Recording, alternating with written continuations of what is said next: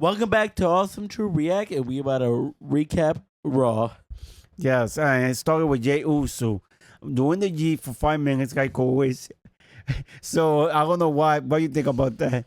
Yeah, you know Jey Uso always eating it. I feel like it's a better experience in the audience, repeating the yeet. But then when you're just watching him yeet for like 2 hours, it gets very repetitive. So, Yeah. but Jey Uso comes, starts speaking about stuff, and then Paul Heyman comes. And, we're curious why Paul Heyman was there talking about Jey Uso. Yeah, I find it funny that Paul Heyman went over there for Seth, and he started talking about how Seth needs the belt, which, correct me if I'm wrong. It said Jey Uso gonna fight for the belt with Logan Paul, which I find that kind of funny. I saw my reaction video. I was not, I was not very happy about the situation. I'm more calm because if you watch Raw, it ended pretty solidly. But when it was started, I'm like, Jey Uso has a storyline with Logan Paul. Why is he doing something with Seth Rollins? I didn't really get it at the time, but we'll see what happens in the main event, though. So on the next segment, we have Paul Heyman smiling at Seth Rollins because, of course, so Jey Uso is a face. He accepted the challenge for tonight, which, again, why a face in WWE so nice? I was gonna say stupid, but it is stupid. What do you think? Yeah, Paul Heyman was funny because he was like he really fought on my trap. Like he like Seth Rollins, you was right because Seth Rollins is like the smartest person in WWE. He always gets what he wants, and he got what he wanted with a championship. Also, around this time, I still wasn't very happy. Braun Breaker was weird, and I don't know. Braun Breaker seemed like he wanted a championship until Paul Heyman started being like, "No, Seth Rollins is gonna win the gold. You're not gonna do nothing. You're just gonna be there in the background to just help us." That's basically what it is. I feel bad. If I was Braun Breaker, why am I not getting the opportunity? I'm the future of the WWE, and Seth Rollins already been in the company for over a decade. Where's my opportunity? But Paul Heyman, find a way to, calm him down for some reason. So, yeah. Yeah, definitely. Braun Breaker was really happy that Seth Rollins getting a chance for the belt. Yeah, this Raw was very 50-50. I don't know. So now we have Penta versus JD. So Penta can get his revenge what JD did to him for his Intercontinental Championship match. And yeah, so they had a pretty nice match. But with Judgment Day is always gonna be shenanigans with Finn Balor and not even Finn Balor. Not even just Finn Balor, at least. Carlito, yeah. I mean, I thought it was funny that Finn Balor got kicked out from the ring because he made it too obvious. He did everything in front of the breath so he could get kicked out. So yeah. When I said not just even Finn Balor and Carlito, not even the Judgment Day. Somebody did come. Chad Gable, which I guess that's his next luchador that he want to face, Penta. Yeah, he already fought him, but he wants to get a rematch apparently. Okay, what's the deal with Chad Gable with all the luchador? Phoenix, Penta, Rey Mysterio? Because he always loses to them. he never beat a luchador. Yeah, but El Grande Americano did though. Yeah, you're right. So while we wait to see who's gonna be next, of course, it's Sheamus, in which Austin Theory was not too happy about it. He was looking at his friend Waller the wrong way. What do you think about that? I don't know. I felt very overwhelmed when Sheamus came because Adam Pearce was like saying this. Are you really sure about this opponent? I'm thinking it's gonna be somebody a big dude or like somebody retarded or they brewing. And I'm not saying it's just Sheamus because Sheamus is a legend. It's just they hyped us up like Sheamus wasn't wrestling like a couple months ago. I feel like. Yeah, the amazing. Even though also he say he been back for a big long time. It's been like a couple months. So now we got Becky Lynch walking to the ring and doing a promo talking bad about Lara Valkyria because for some reason she's still mad. No. First, let me start off that she started talking about Bayley. Then she went back again at Lara, which she I don't know. She hate everybody right now, Becky. What's up with that? What do you think? Yeah, I'm thinking, but just to talk about just outside the ring, I think Becky Lynch is doing a way better job than Charlotte did with Tiffany because it's Becky Lynch is making Lyra Valkyria like a star because Lyra's doing her best promos, the best fighting. Becky's not interrupting Lyra Valkyria when she's speaking, and it's still making Becky Lynch looking like herself as a star. So I'm really liking this rivalry, and Becky Lynch is, I think, it's just a better person probably than Charlotte because she's doing way better in my opinion, at least.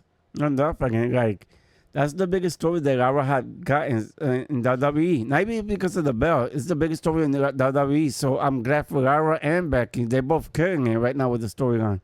So we have Roxanne Perez versus Io Sky, and they had a pretty fun match. Io Sky, always has a good match, and Roxanne Perez, 50-50, but she usually has a good match. So then there was a lot of roll-ups that was going on, and I feel like somebody was going to win between the roll-ups, and who won? Io Sky was, to be honest, even before the roll up, I think the match was pretty good between both of them. I was just surprised at the ending that when Roxanne Perez lost, she shake on Io Sky's hand. And Io Sky said, well, oh, okay, cool. So I thought for a minute Roxanne Perez was a face. Until Julia came and Roxanne Perez was laughing because this was all in the plan. Even though this is still a weird duo if you watch NXT. No, I mean, the way Roxanne set up Io Sky was incredible. And I like them too as a heel. So, yeah, I keep saying heel. I will keep it down. But, yeah, they were great. And the storyline, the thing that they're doing right now with the women wrestling and Raw, they're killing it right now. So on the next segment, we have Rusev versus Otis, which I was kind of worried at first because I thought that Otis was going to get squashed. I don't know why, because Rusev's man powerful. What do you think about that?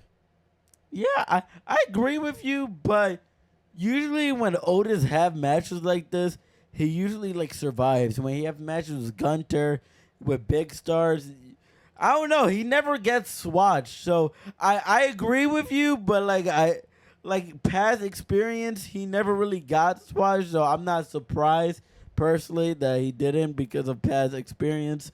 But Rusev did a great showcase of himself, and we thought he wasn't gonna defeat Tozawa because Tozawa was pressing him for some reason, and then Rusev left. He said, you're not even worth it. And then he was like, you know what? Never mind.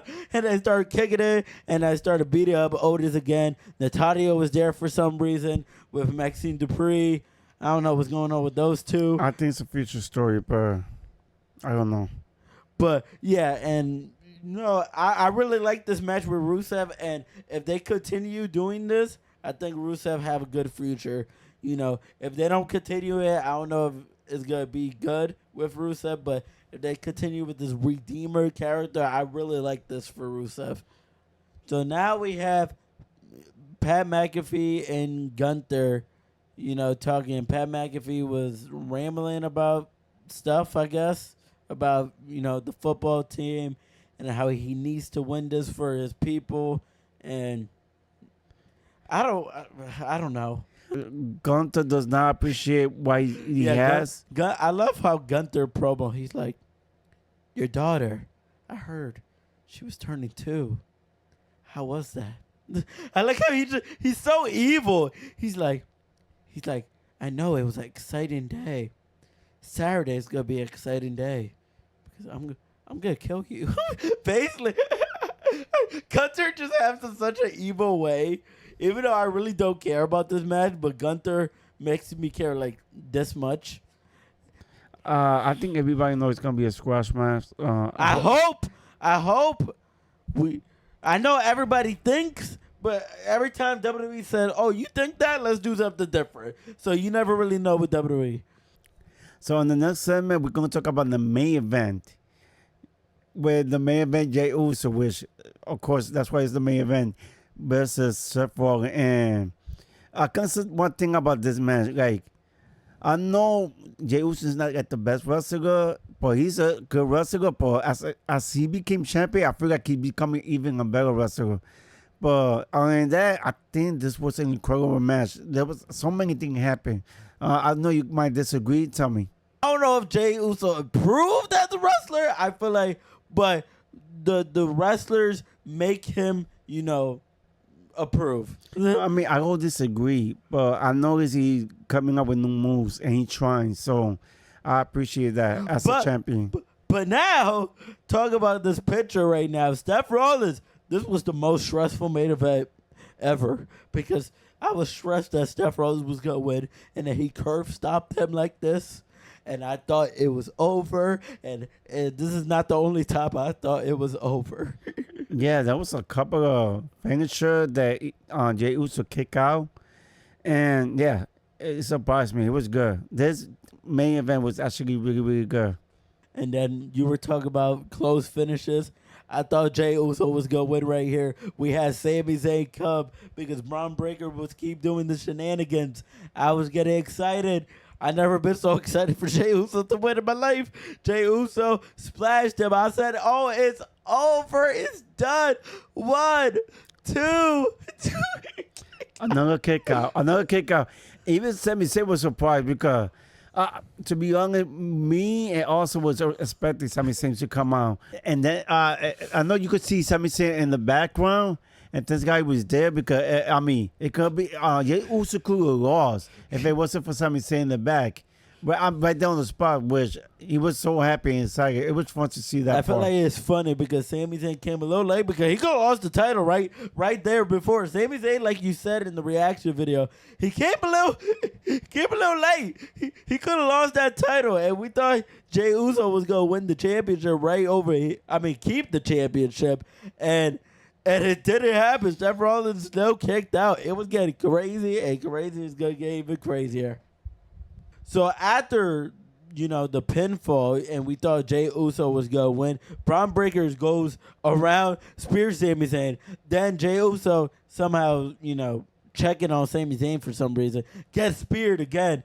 And I'm like, oh my God, Seth Rollins is going to win. I was hoping, I was saying this in our reaction video on our TikTok. I was like, CM Punk, please come. And guess who finally showed up? CM Punk with the chair, started hitting Braun Breaker, started hitting Seth Rollins, and getting his revenge, obviously, what happened in WrestleMania.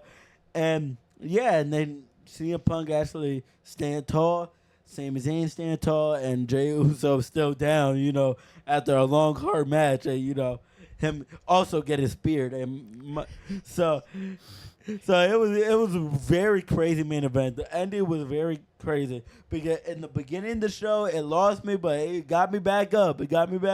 I was very stressed in that match, and I really thought Jey Uso was gonna lose for a second. So it was getting a little bad, but we good now. No, it was scary for us. We actually thought Jey Uso was gonna lose the belt, but no, he didn't. And there was so many shenanigans, like you were saying, outside the ring. Thanks for CM Punk and Sami Zayn. He still got the belt. So, like I always say, if you got what we doing, because we got what you doing, you can always follow us at our Instagram, our TikTok, and subscribe on our YouTube page. Is all in Awesome Truth Reacts. Everything is on that tag. And yeah, if you managed to watch us to the end, I just want to say thank you and peace.